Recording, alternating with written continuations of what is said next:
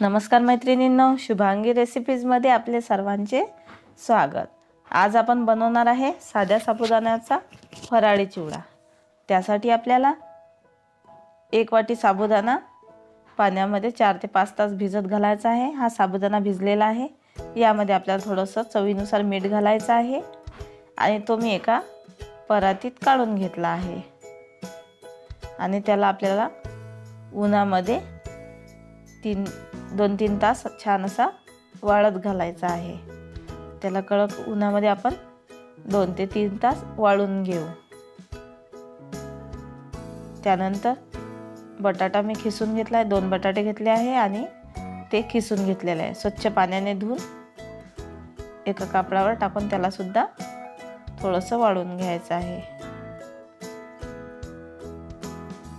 त्यानंतर साबुदाणा सुद्धा छान असा वाळून तयार आहे। आपलं किस सुद्धा वाळलेला आहे। याला सुद्धा 1 ते 2 तास तसंच ठेवलं आणि अर्धी वाटी शेंगदाणे घेतले आहे। आता हा साबुदाणा आपण तेलामध्ये तळून घेऊ।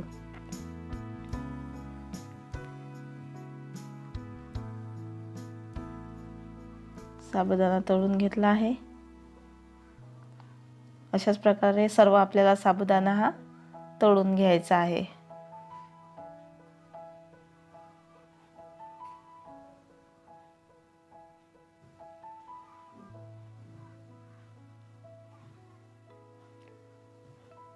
अशा पद्धतीने आपण घरच्या घरी साध्या साबुदाण्यापासून नालांचा साबुदाणा हा तयार करू शकतो। त्यानंतर या तेलामध्ये जो बटाट्याचा खीस आहे हा आपल्याला तळून घ्यायचा आहे। याला सुद्धा आपण तळून घेऊ।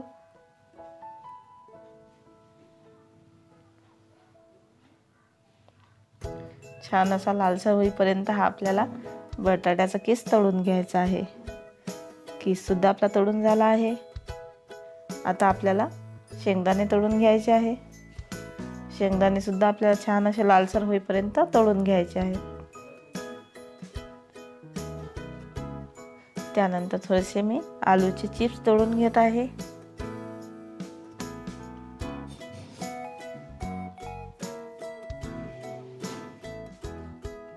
आता एका प्लेटमध्ये आपल्याला हा साबुदाणा, शेंगदाणे, त्यानंतर बटाट्याचा किस, त्यानंतर आलू चिप्स सर्व आपल्याला एकत्र करून घ्यायचं आहे।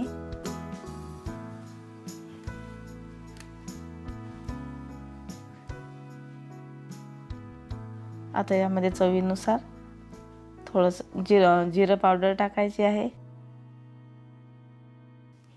चवीनुसार थोडंसं मीठ घालायचं आहे। पाव चमचा मी काळं मीठ घातलं आहे। थोडीशी पिठी साखर घालायची आहे। पाव चमचा लाल मिर्च पावडर। आता सर्व आपल्याला हे छान असं मिक्स करून घ्यायचं आहे। व्यवस्थित आपण मिक्स करून घेऊ। घरच्या घरी तुम्ही साध्या पद्धतीने अशा प्रकारे साबुदाण्यापासून चिवडा बनवू शकता। खायला सुद्धा खूप छान आणि टेस्टी लागतो। लहानांपासून तर मोठ्यांपर्यंत सर्वांनाच हा साबुदाण्याचा चिवडा नक्कीच आवडेल। अशा साध्या व सोप्या नवनवीन रेसिपी पाहण्याकरता शुभांगी रेसिपी या चॅनलला लाईक आणि सबस्क्राईब जरूर करा।